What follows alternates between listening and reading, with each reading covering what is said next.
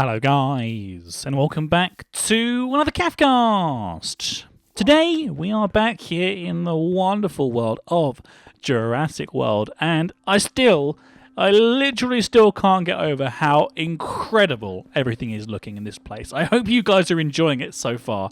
This is just, we have the beautiful biomes that we're working in, and the draw distance is amazing, so that when the sort of like the view gets slightly blurry out there, like you can just about see that far. And if I move in a little bit closer, which I will do just here, you can see that things start to draw in for us absolutely perfectly. It's just right, I think.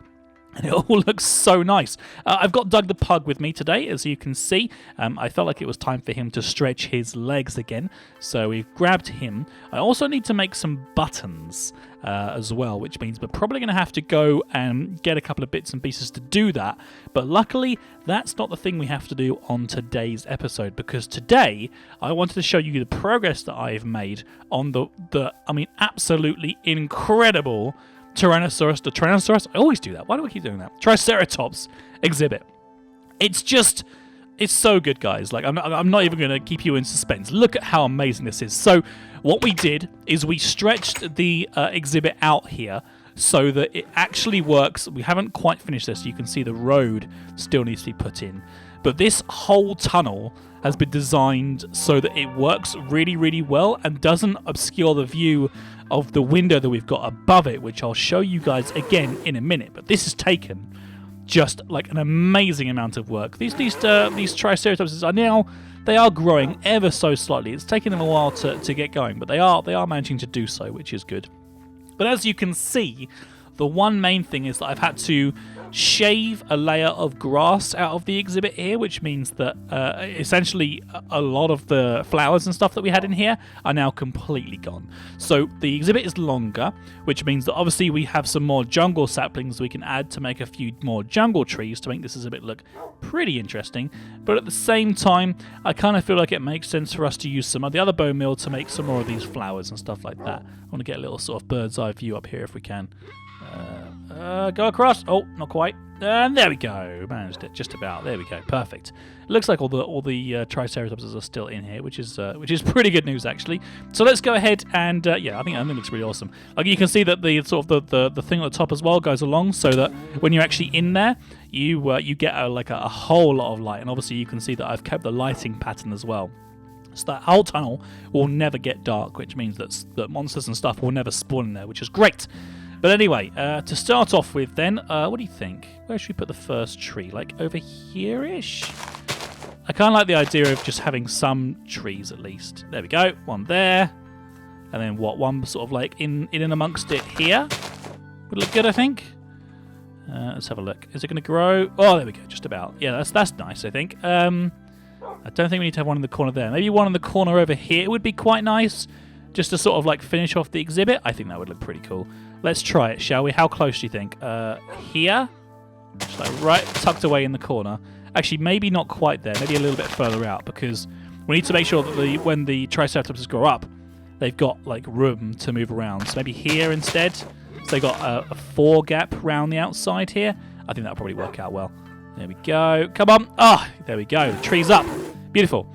And then the rest of this, we can just sort of run along and just place a few bits of grass down. So I think that's going to look quite nice for us anyway. So, the exhibit here hasn't taken as long as I was expecting it to, and to be honest with you, I kind of knew it wasn't going to take like a super long amount of time. So today is the announcement for the next dinosaur that we're going to be working on, which is going to be absolutely incredible.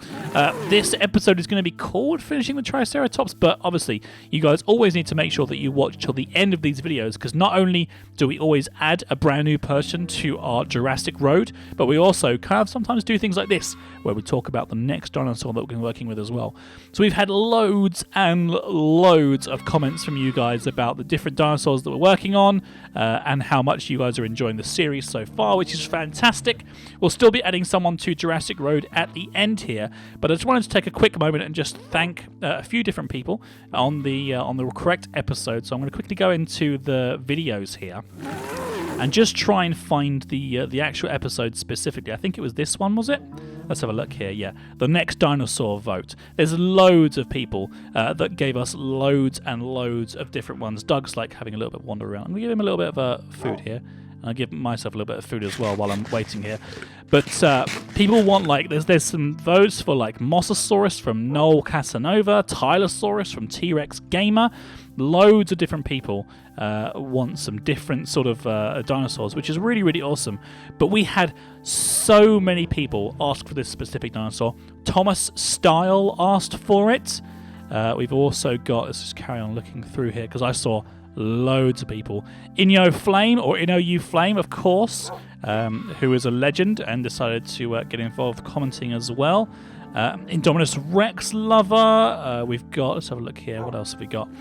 There's like people who do really want the Carnotaurus, which apparently is the biggest dinosaur.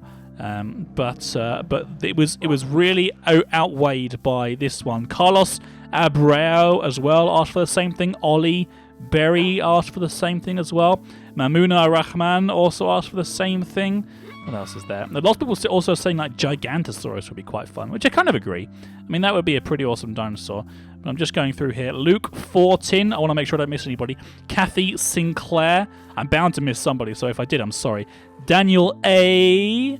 Odin Demonique, who is one of our new people in our Jurassic Road, who left a decent comment and got onto the road, which is fantastic. Also said this as well. And loads more. Mika Van Bohemen. So many people, guys. So many people. So thank you to everybody out there who did give a suggestion for what you want to have. We're going to do a Brachiosaurus exhibit, guys, because it's the one that's going behind the visitor center.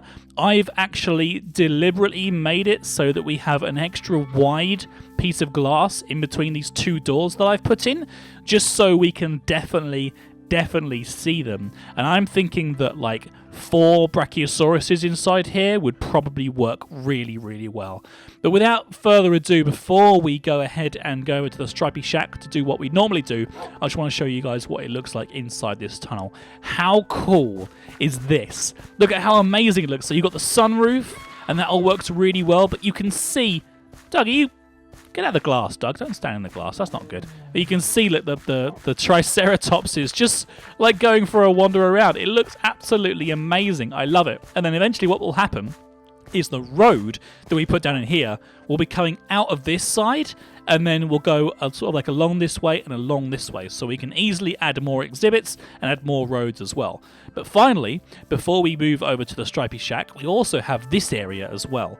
Now, I'm thinking that because we're going to be having the Brachiosauruses in this exhibit here, we have this road here that can't be used as an actual road because there isn't enough width to it. But what it could be used for is like a really interesting like treetop kind of area where you can actually like look for different sort of Brachiosauruses from the treetops, maybe put in like a nice big tree up here or something.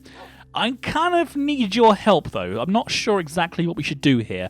So if you've got any ideas for this, the space itself is 7 spaces wide.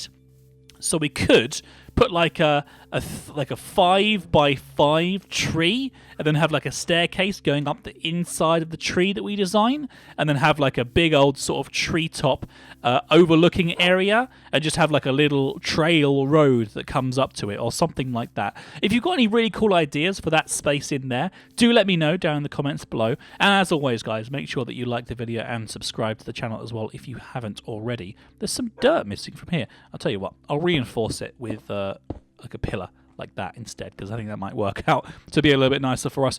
Anyway, let's go ahead and wander over to the Brachiosaurus area, or the Stripey Shack rather, and start spending a little bit of time working on making it look really interesting.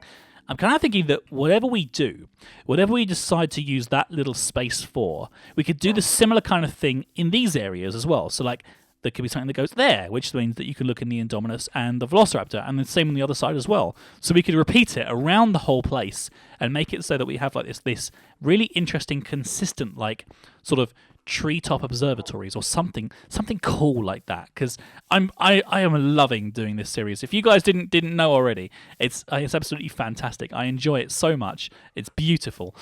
Anyway, what I'll do now is I'm going to go ahead and put some of our thingies on for grind. We've got a Triceratops soft tissue still in there, but we're going to make 3 identical kind of stacks here. 40.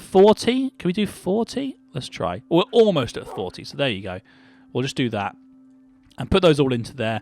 And when we come back for the next episode, we'll see exactly how many we've got. But don't forget, guys, we need to make sure that we give ourselves... Oh, where's our NPC wand gone? Oh, no. We've lost our NPC wand.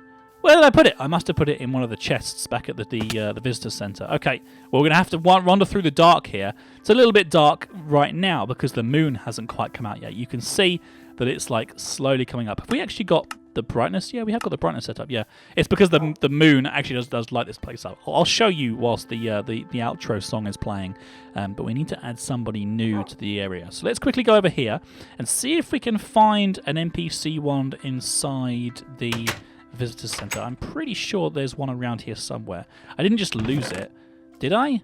Have I just like misplaced it really badly? We might have to make one, and I don't know how to do that. So that's an interesting... Oh, there we go. Look, NPC one's there. I knew it was around here somewhere. I knew I didn't lose it. Perfect. Okay.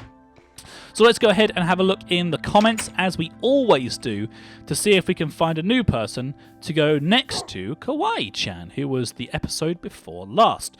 So, I'm going to load up the app super quickly. Once again, guys, this is the reason why you watch right to the end of the episodes, because sometimes you get added to our Jurassic Road, which is always awesome. Just like Baxter Mitchell Knight, who actually thought that we should do a Compsognathus because you don't have a dinosaur smaller than a person currently. I really like your idea, Baxter, and one of these days I think we definitely will do a Compsognathus, because I love the idea of like 20 Compsognathuses all sort of like in a little gang together. I think that would be absolutely amazing. Apparently, he's loved watching our episodes since August 25th, and his username is BaxterFMK. So let's just quickly check that works. Baxter FMK, and we'll go ahead and just put in Baxter here. No living animation, and does that work? Yeah, it works. Perfect. Okay, and the rotation is 180.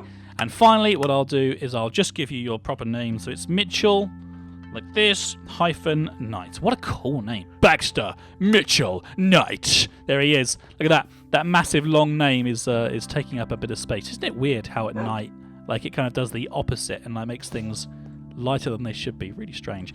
Anyway, thank you very much for watching, everybody. I hope you have enjoyed today's episode. Don't forget to tune in tomorrow when we start to hatch all of the Brachiosauruses and start thinking about what we're actually going to put into the actual exhibit itself in terms of trees and stuff.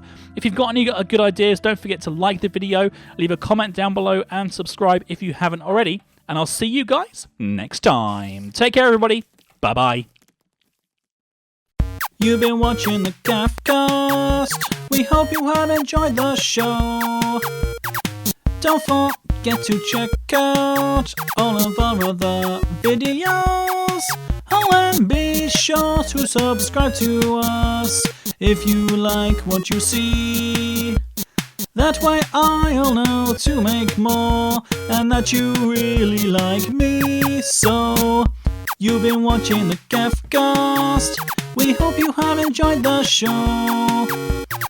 Don't forget to check out all of our other videos.